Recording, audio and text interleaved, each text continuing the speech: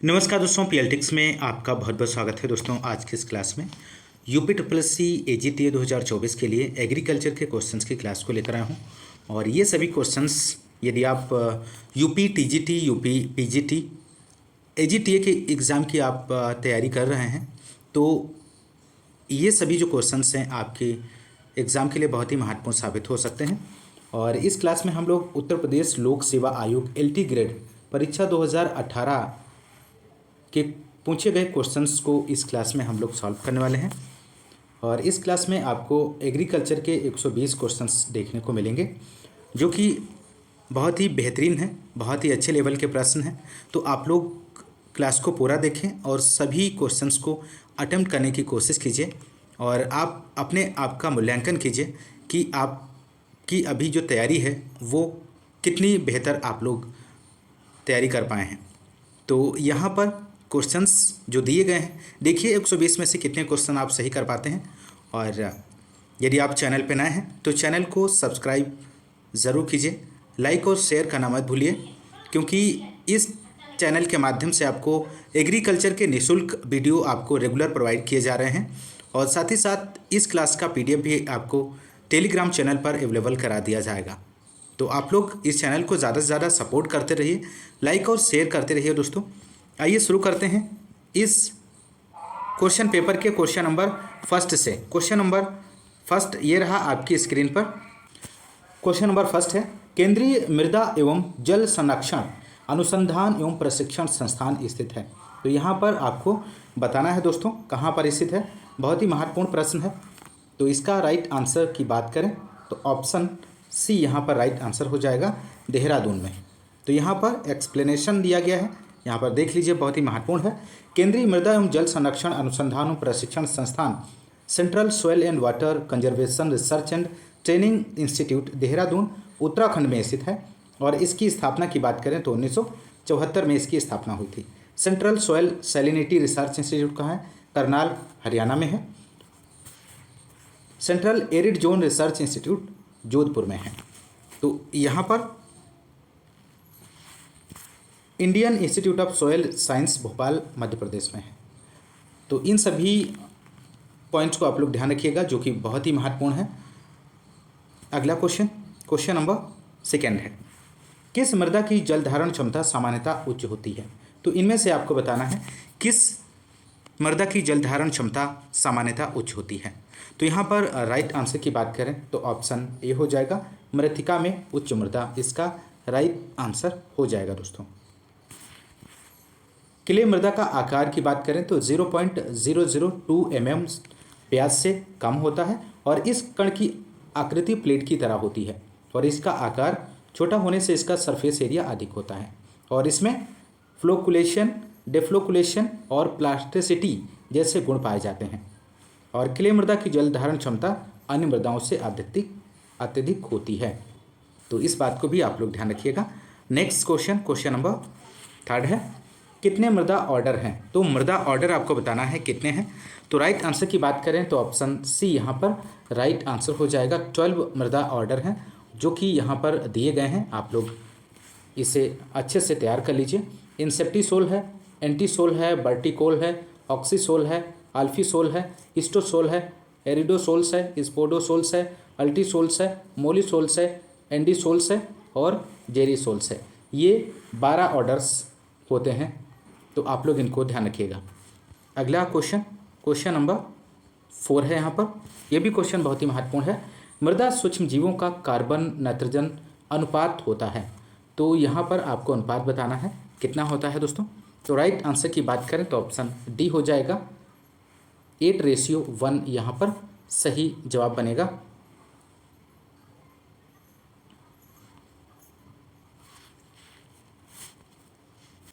तो यहाँ पर एक्सप्लेनेशन दिया गया है। CN रेशियो ऑफ ह्यूमस की बात करें, अगर ह्यूमस में पूछा जाता है तो 10:1 होता है। CN ratio of normal soil में पूछा जाता है तो 12:1 होता है। CN रेशियो ऑफ लेग्यूम में पूछा जाता है तो 20 से 30:1 होता है। CN ratio of micro organism में पूछा जाता है तो 4:1 से 9:1 होता है, जो कि ऑप्शन D यहाँ पर सही जवाब बनेगा। CN ratio of crop straw में 100:1 और CN रेशियो ऑफ सादृश्य में 4:1। अगला प्रश्न है 5 क्वेश्चन नंबर, उपलब्ध पोषक तत्वों के लिए मृदा परीक्षण के परिणामों को कितने मात्रात्मक स्तरों में प्रस्तुत किया जाता है। तो 5 का आप लोग आंसर दीजिए दोस्तों। तो यहाँ पे राइट आंसर हो जाएगा ऑप्शन ए, इसका सही आंसर बनेगा दोस्तों। अगला प्रश्न है नेक्स्ट क्वेश्चन नंबर, गंधक सल्फर की मात्रा के अनुसार कौन सा क्रम सही है, इनमें से आपको यहाँ पर बताना है दोस्तों। तो राइट आंसर की बात करें तो ऑप्शन सी यहाँ पर सही आंसर हो जाएगा, pyrite gypsum single super phosphate. Next question, यहाँ पर डिटेल्स दी गई है। आयरन पायराइड की बात करें, एक तरफ उर्वरक है, दूसरी तरफ सल्फर प्रतिशत दिया गया है। आयरन पायराइड में सल्फर की मात्रा 22 से 24% होती है। जिप्सम की बात करें तो सल्फर 18.6%, 29.2% कैल्शियम होता है। सिंगल सुपर फास्फेट की बात करें तो सल्फर की मात्रा जो होती है 12.5% और फास्फोरस 16% पाया जाता है। अमोनियम सल्फेट की बात करें तो sulphur 24.2%, nitrogen 21%, potassium sulphate 17.5 sulphur की मात्रा होती है, 48 पोटास की होती है। बहुत ही महत्वपूर्ण जानकारी है, एक एक पॉइंट बहुत ही महत्वपूर्ण है, आप लोग सभी क्वेश्चंस को अटेम्प्ट कीजिए। नेक्स्ट क्वेश्चन है, निम्नलिखित कथनों में से कौन सत्य है, इनमें से आपको बताना है दिए गए ऑप्शंस में से। ऑप्शन ए दिया गया है मैग्नीज सूक्ष्म तत्व है, बोरान सूक्ष्म तत्व नहीं है, जस्ता सूक्ष्म तत्व है, कैल्शियम सूक्ष्म तत्व है। तो इनमें से आपको राइट आंसर का चयन करना है। तो राइट आंसर हो जाएगा ऑप्शन ए, मैग्नीज सूक्ष्म तत्व है। ऑप्शन ए यहाँ पर सत्य दिया गया है। Micro nutrient Fe, Zn, Mn, boron, copper, molybdenum, chlorine और निकिल माइक्रो एलिमेंट यहाँ पर दिए गए हैं। नेक्स्ट क्वेश्चन नंबर 8 की बात करेंगे दोस्तों। निम्नलिखित कथनों में से कौन सा सर्वाधिक उपयुक्त इस संदर्भ में कि मृदा पौधों का वृद्धि माध्यम है। तो क्वेश्चन नंबर 8 का आप लोग आंसर दीजिए। ये भी क्वेश्चन बहुत ही महत्वपूर्ण है। तो इसका राइट आंसर ऑप्शन डी हो जाएगा। यह पौधों को पोषक तत्व, जल, ऑक्सीजन और यांत्रिक आधार प्रदान करता है। बकमैन एवं ब्रैडी के अनुसार बात करें तो मृदा वह प्राकृतिक पिंड है जो विच्छेदित एवं अपक्षयित खनिज पदार्थों तथा कार्बनिक पदार्थों के सड़ने से बने विभिन्न पदार्थों के परिवर्तनशील मिश्रण से प्रोफाइल के रूप में संश्लेषित होती है। नेक्स्ट क्वेश्चन, क्वेश्चन नंबर 9, निम्नलिखित कथनों में से कौन सा कथन सत्य है, इनमें से आपको बताना है। ऑप्शन ए दिया गया है, यूरिया का प्रयोग पर्ण अनुप्रयोग विधि से किया जाता है। सिंगल सुपर फास्फेट का प्रयोग पर्ण अनुप्रयोग विधि से किया जाता है। ए और बी दोनों सत्य हैं, ए और बी दोनों सत्य नहीं है। तो 9 का आंसर आप लोग दीजिए दोस्तों। तो राइट आंसर हो जाएगा ऑप्शन ए, यूरिया का प्रयोग पर्ण अनुप्रयोग विधि से किया जाता है। ऑप्शन ए यहाँ पर सत्य कथन है। नेक्स्ट क्वेश्चन नंबर की बात करेंगे यहाँ पर, क्वेश्चन नंबर 10, निम्नलिखित कथनों में से कौन सा सत्य है दोस्तों। यहाँ पर कथन दिए गए हैं और आपको बताना है दिए गए ऑप्शंस में से कौन सा कथन सत्य दिया गया है। तो 10 का आंसर यहाँ पर बनेगा दोस्तों ऑप्शन ए, मृदा परीक्षण में कार्बनिक पदार्थ, प्राप्य पोटेशियम तथा प्राप्य फास्फोरस का विश्लेषण किया जाता है। बहुत ही महत्वपूर्ण है। नेक्स्ट प्रश्न क्वेश्चन नंबर 11 है, निम्नलिखित कथनों में से कौन सा सत्य है। तो इनमें से आपको बताना है कौन सा सत्य है। ऑप्शन ए दिया गया है, बेसिक स्लैग नाइट्रोजन उर्वरक है, बेसिक स्लैग फास्फोरस उर्वरक है। ए और बी दोनों सत्य हैं, ए और बी दोनों सत्य नहीं हैं। तो 11 का आंसर यहाँ पर बनेगा option B, basic slag phosphorus उर्वरक हैं। इसका राइट जवाब हो जाएगा दोस्तों। नेक्स्ट क्वेश्चन नंबर 12 की बात करेंगे, निम्नलिखित कथनों में से कौन सा सत्य है। तो इसमें से भी आपको सत्य कथन का चयन करना है। नील हरी शैवाल जैव उर्वरक है, नील हरी शैवाल कार्बनिक खाद है। ए और बी दोनों सत्य है, ए और बी दोनों सत्य नहीं है। तो 12 का आंसर हो जाएगा ऑप्शन ए, नील हरी शैवाल जैव उर्वरक है। ऑप्शन ए यहाँ पर राइट जवाब हो जाएगा।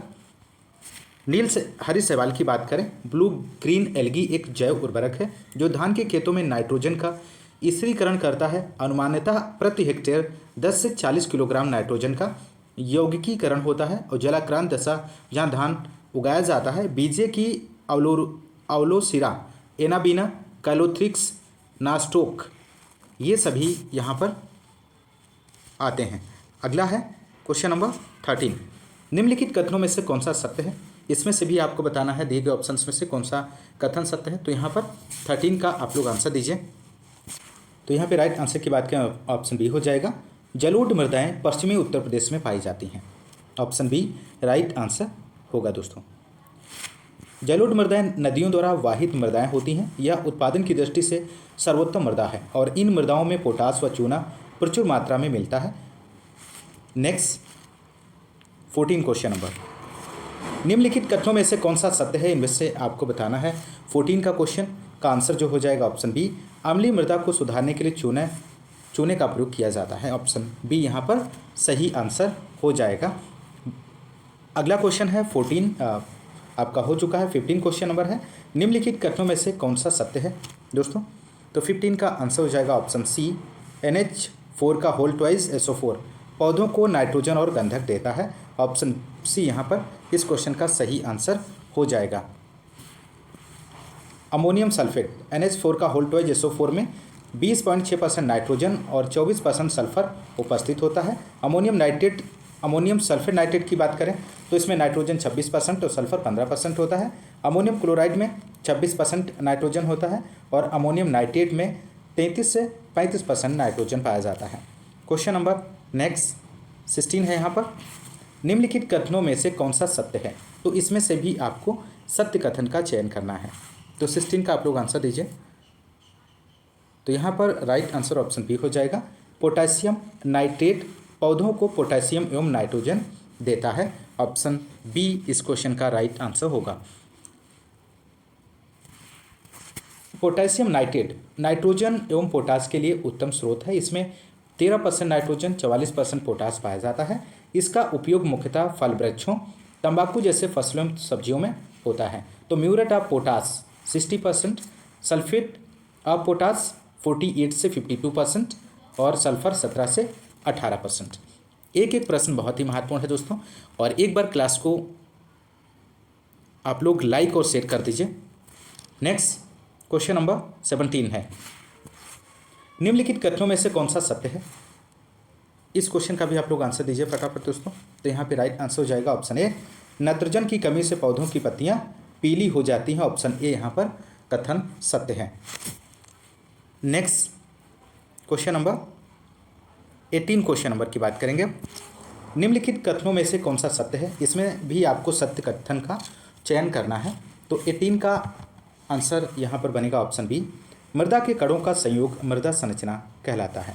तो ऑप्शन बी यहाँ पर सही आंसर हो जाएगा। मिट्टी में उपस्थित बालू, सिल्ट एवं क्ले कणों के स्थापन क्रम अरेंजमेंट को मृदा संरचना सोयल स्ट्रक्चर कहते हैं।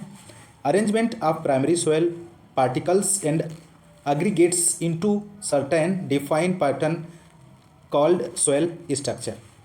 तो मृदा में विद्यमान विभिन्न आकार के कणों के अपेक्षित अनुपात को मृदा गठन कहते हैं। नेक्स्ट क्वेश्चन 19 क्वेश्चन नंबर है, निम्नलिखित कथनों में से कौन सा सत्य है दोस्तों। सत्य कथन का यहाँ पर आपको चयन करना है। तो 19 का जो आंसर हो जाएगा ऑप्शन ए, धान में खैरा रोग जिंक की कमी से होता है। बहुत ही महत्वपूर्ण प्रश्न है। अगला प्रश्न है, बहुत ही महत्वपूर्ण जानकारी है, धान में खैरा रोग जिंक की कमी से होता है, जिसे सर्वप्रथम डॉक्टर YL नेने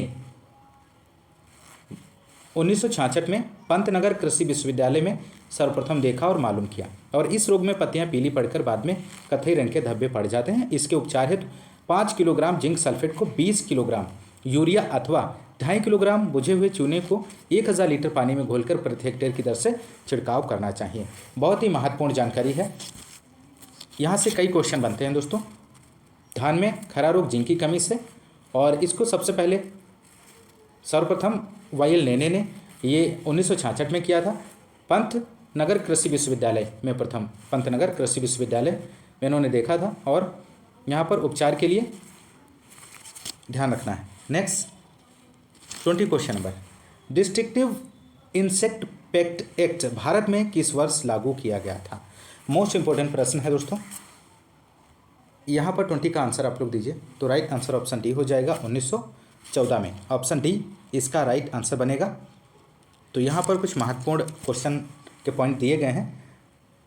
डिस्ट्रिक्टिव इंसेक्ट पेस्ट एक्ट 1914 में, भारतीय विष एक्ट की बात करें तो 1940 में, भारतीय औषध औषध एक्ट 1940 में, और कीटनाशी अधिनियम बहुत पूछा जाता है 1968 में। नेक्स्ट है 21 क्वेश्चन नंबर, आम से काला टिप प्रकृति में निम्न गैसों में से किसकी उपस्थिति के कारण होता है? तो यहाँ पर आप लोग आंसर दीजिए, इसका राइट जवाब क्या बनेगा? तो 21 का आंसर हो जाएगा ऑप्शन डी, इसका सही जवाब बनेगा। उपयुक्त सभी, इसका राइट आंसर हो जाएगा कार्बन मोनोऑक्साइड, सल्फर डाइऑक्साइड और एथिलीन, ये सभी ऑप्शन सही हैं। क्वेश्चन नंबर 22 है, एकीकृत नासी जीव प्रबंधन का राष्ट्रीय केंद्र स्थित है। तो कहाँ पर स्थित है दोस्तों? तो राइट आंसर की बात करें तो ऑप्शन ए हो जाएगा, नई दिल्ली में स्थित है। यहाँ पर एक्सप्लेनेशन दिया गया है, एकीकृत नासी जीव प्रबंधन का राष्ट्रीय केंद्र नई दिल्ली में स्थित है। NCIP की बात करें तो national centre for integrated pest management, new Delhi 1988। IIBC international institute of biological control West Indies, और यहाँ पर PDBC दिया गया, project directorate of biological control, Bangalore में स्थित है। अगला प्रश्न क्वेश्चन नंबर 23 है, भारत में आधुनिक पादप रोग विज्ञान के जनक कौन है? मोस्ट इंपॉर्टेंट प्रश्न है दोस्तों, यहाँ पर इसका आंसर आपको देना है। तो भारत में आधुनिक पादप रोग विज्ञान के जनक कौन है? EJ बटलर हैं। दिए गए ऑप्शंस में से सभी जो ऑप्शंस हैं वो गलत दिए गए हैं। EJ बटलर पादप रोग विज्ञान के जनक हैं दोस्तों। तो यहाँ पर नीचे पॉइंट दिए गए हैं जो कि बहुत ही महत्वपूर्ण है। Father of modern plant pathology in India EJ Butler को माना जाता है। Father of plant pathology Anton de Bary हैं। Father of Indian plant bacteriology MK Patel हैं। और father of Indian rust KC Mehta. Most important है, आप इससे ध्यान रखिएगा। RS Singh 1978 book plant disease, Y L Nene reported Khaira disease of rice due to deficiency of zinc. Next question number 24 है, निम्नलिखित में से कौन सा सल्फर कवकनाशी है? तो इनमें से आपको बताना है कौन सा सल्फर कवकनाशी के अंतर्गत आता है। तो राइट आंसर हो जाएगा टेप्टाफॉल, इसका सही आंसर बनेगा। नेक्स्ट है 25, स्टेप्टोसाइक्लिन एक है, कवकनाशी है, जीवाणुनाशक है, कीटनाशी है, सूत्रकृमिनाशी है। तो 25 का आंसर आप लोग दीजिए। तो राइट आंसर हो जाएगा जीवाणुनाशक है। अगला क्वेश्चन नंबर 26, जैव नियंत्रण में किसको शामिल नहीं किया जाता है? तो 26 का आंसर हो जाएगा दोस्तों ऑप्शन डी, फ्यूजेरियम को जैव नियंत्रण में शामिल नहीं किया जाता है। क्वेश्चन नंबर नेक्स्ट की यहाँ पर बात करेंगे दोस्तों 27 क्वेश्चन नंबर, निम्नलिखित में से कौन सा संग्रहित अनाज कीट नहीं है इनमें से?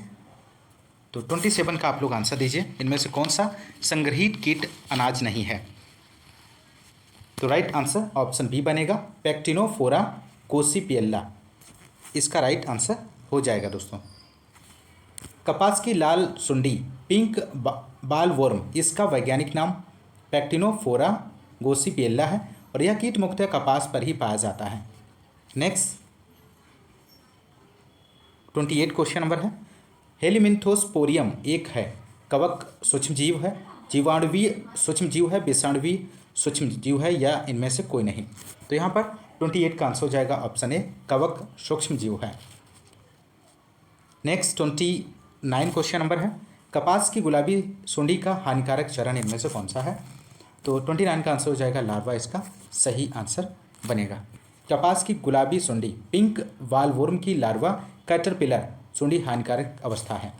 अगला क्वेश्चन 30 है, गन्ने की लाल सरण होती है तो किसके द्वारा होती है? तो यहाँ पर आप लोग आंसर दीजिए, बहुत ही महत्वपूर्ण प्रश्न है। तो राइट आंसर की बात करें तो ऑप्शन बी बनेगा, कवक से, इसका राइट आंसर हो जाएगा। आलू का पछेती झुलसा से ग्रसित होने का कारण इनमें से कौन सा है? तो यहाँ पर फाइटोप्थोरा इन्फेस्टांस, इसका सही आंसर हो जाएगा। आलू का पछेती झुलसा रोग फाइटोप्थोरा इन्फेस्टांस द्वारा होता है और आलू की इसी बीमारी के कारण 1845 में फेमस इरिस फेमिन आयरलैंड में आया था और लगभग 20 लाख लोगों की मृत्यु हो गई थी। और इस रोग में पत्तियों तथा तनों पर भूरे बैंगनी धब्बे दिखाई देते हैं। अगला question 32 question number, common scab बीमारी किस फसल को प्रभावित करती है? तो 32 का आंसर हो जाएगा ऑप्शन ए, आलू, इसका सही जवाब बनेगा। अगला क्वेश्चन है दोस्तों यहाँ पर, कॉमन स्कैब बीमारी आलू का प्रसिद्ध रोग है जो जीवाणु बैक्टीरिया स्ट्रेप्टोमाइसिस स्कैबीज के द्वारा होता है। और स्कैब ऑफ सेब की बात करें तो वेंचूरिया इनक्वालिस कवक द्वारा होता है। और आम का स्कैब रोग एल्सिनोन मैंगीफेरा फंगस के द्वारा होता है। ध्यान रखिएगा, बहुत ही महत्वपूर्ण जानकारी है।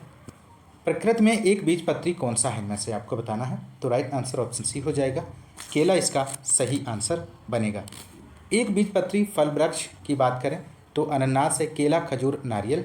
द्विबीजपत्री के अंतर्गत फल वृक्ष आते हैं आम, करौंदा, कांजू, पपीता, आंवला, अखरोट, इमली, ये सभी जो हैं द्विबीजपत्री हैं। नेक्स्ट 34, भारतीय सरकार संस्थान स्थित है। तो भारतीय सरकार संस्थान आपको बताना है कहाँ पर स्थित है। तो यहाँ पे राइट आंसर हो जाएगा ऑप्शन,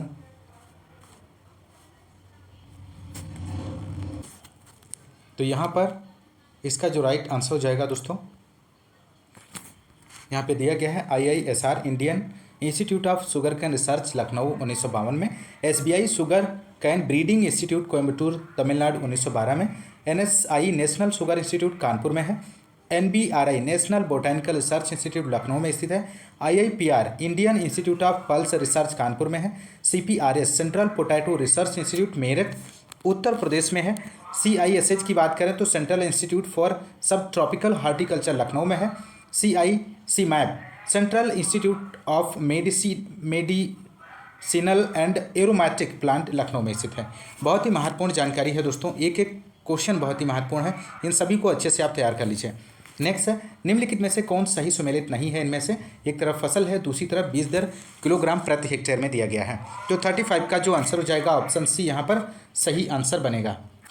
नेक्स्ट क्वेश्चन, यहाँ पर अगला क्वेश्चन दिया गया है और यहाँ पर बात करें दोस्तों मूंग की, तो मूंग यहाँ पर सुमेलित नहीं है, क्योंकि मूंग और उड़द की बात करें तो इसमें 12 से 15 kg प्रति हेक्टेयर बीज की आवश्यकता होती है।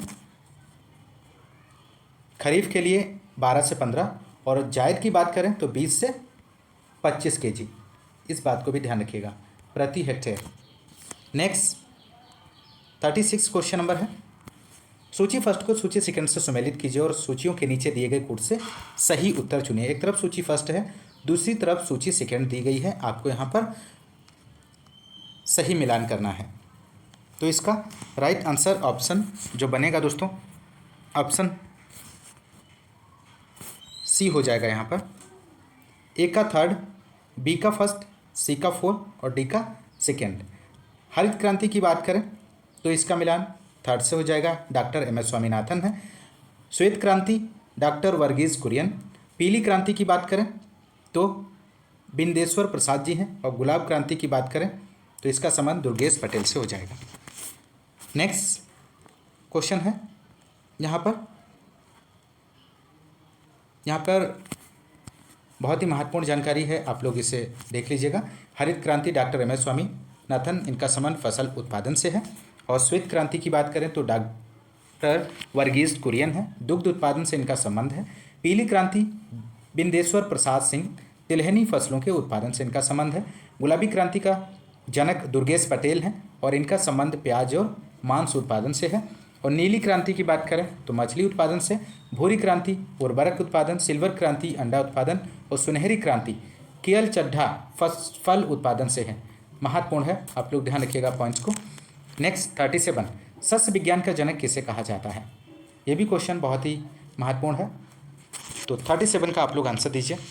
तो राइट आंसर की बात करें तो ऑप्शन बी हो जाएगा, पीटर डी क्रेसेंजी सस्य विज्ञान के जनक माने जाते हैं। तो यहाँ पर सस्य विज्ञान के जनक पीटर डी क्रेसेंजी हैं। खरपतवार विज्ञान के जनक जेथ्रो टुल हैं। मृदा विज्ञान के जनक पूछा जाए तो बीबी डॉकुचेव हैं। कीट विज्ञान के जनक विलियम किर्वी हैं और पादप रोग विज्ञान के जनक एंटोन डी बेरी हैं। यहाँ से एक क्वेश्चन आपके एग्जाम में ज़रूर देखने को मिलेगा, तो आप लोग इसे बहुत अच्छे से तैयार कर लीजिए। नेक्स्ट क्वेश्चन है, इनमें से किसको भारत में कृषि मौसम विज्ञान का जनक कहा जाता है। एक एक क्वेश्चन बहुत ही बेहतरीन है दोस्तों। तो यहाँ पर आपको आंसर देना है 38 का। तो राइट आंसर हो जाएगा option A, professor LA Ramdas, इसका राइट जवाब हो जाएगा दोस्तों।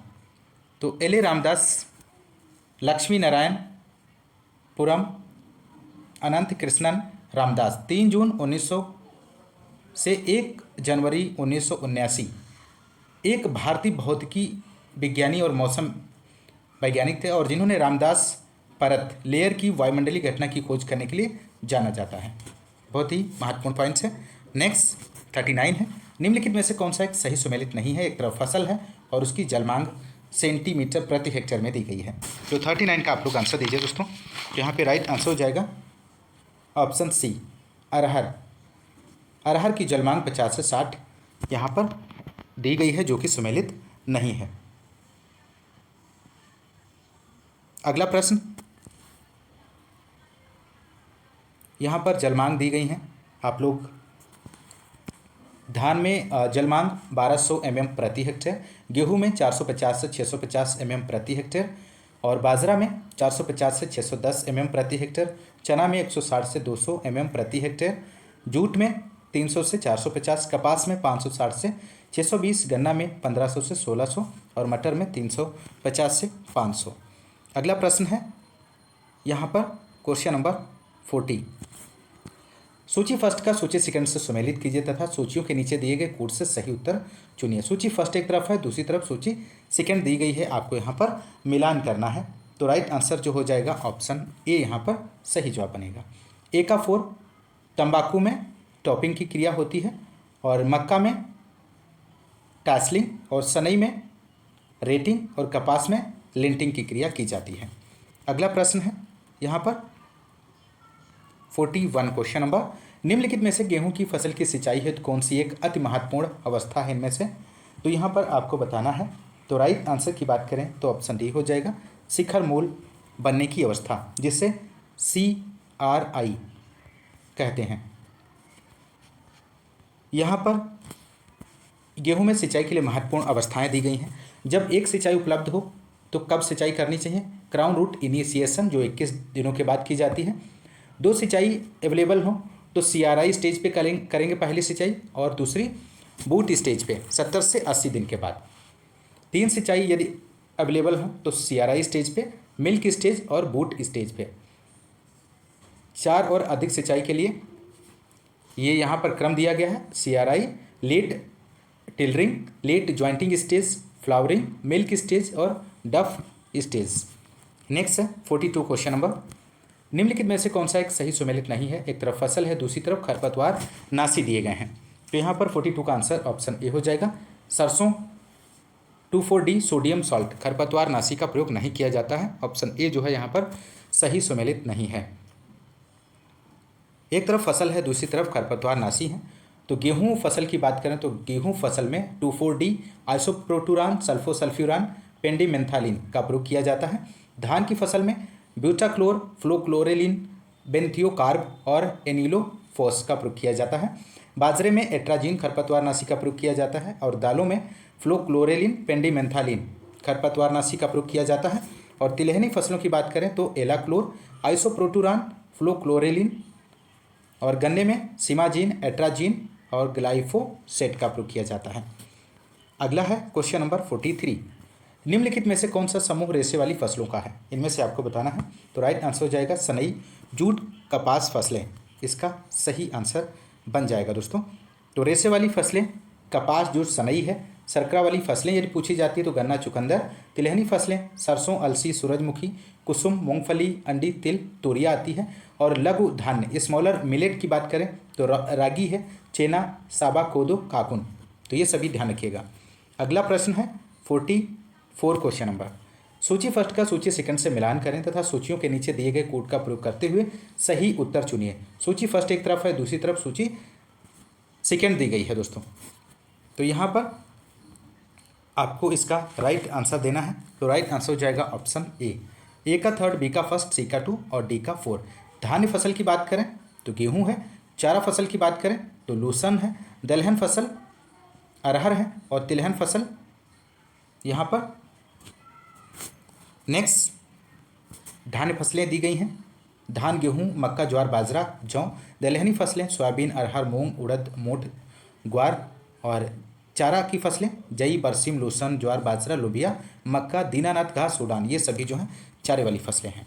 नेक्स्ट 45 क्वेश्चन नंबर है, निम्नलिखित में से कौन सा सही सुमेलित नहीं है? एक तरफ फसल है, दूसरी तरफ प्रजाति दी गई है। तो 45 का आंसर ऑप्शन सी हो जाएगा। मसूर की गौरव प्रजाति नहीं है, यहाँ पर ऑप्शन सी जो है सुमेलित नहीं दिया गया है।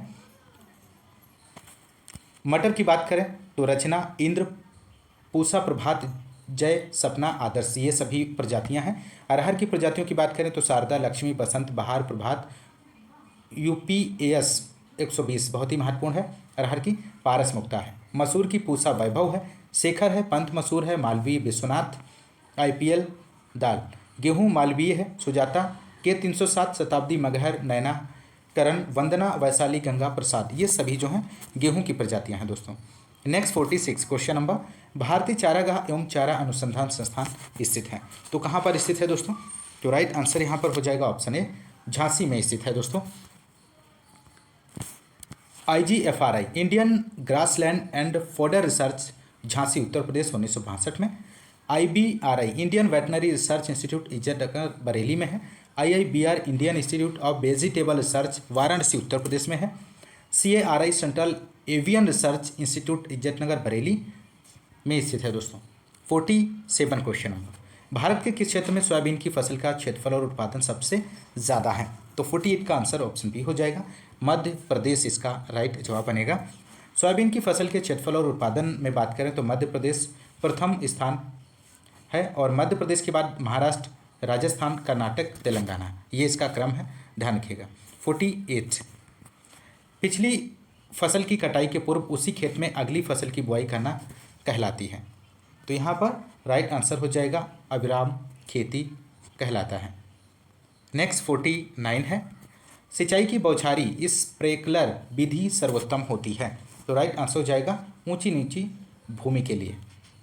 बौछारी सिंचाई में पानी को वर्षा या फुहारा बौछार के रूप में डाला जाता है।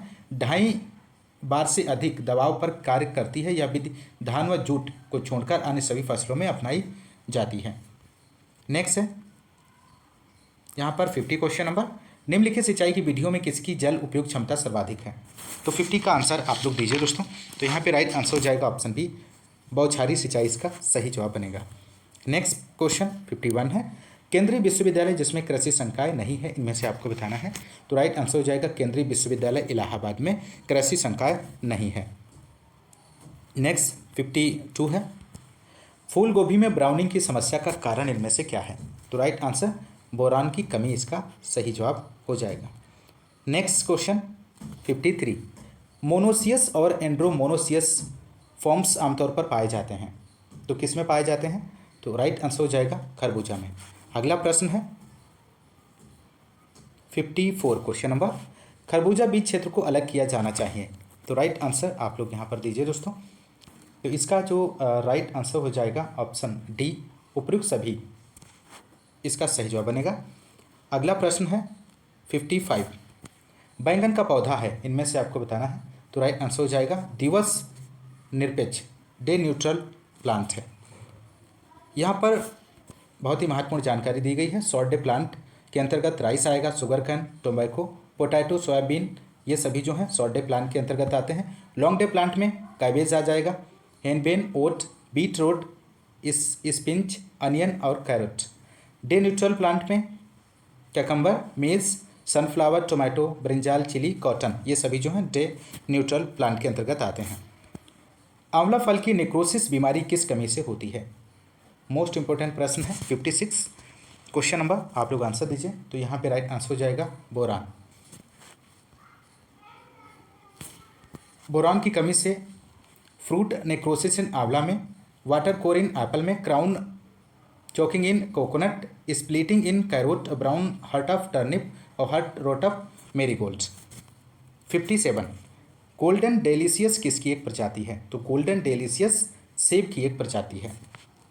अगला प्रश्न है 58 क्वेश्चन नंबर, निम्नलिखित में से कौन सा एक विटामिन ए का बेहतर स्रोत है? तो विटामिन ए का बेहतर स्रोत इनमें से आपको बताना है। तो राइट आंसर हो जाएगा ऑप्शन बी, आम, इस क्वेश्चन का सही आंसर हो जाएगा दोस्तों। विटामिन ए आम, पपीता में पाया जाता है। विटामिन B1 काजू अखरोट में, और B2 काजू, बेल, लीची, पपीता, अनानास, अनार में।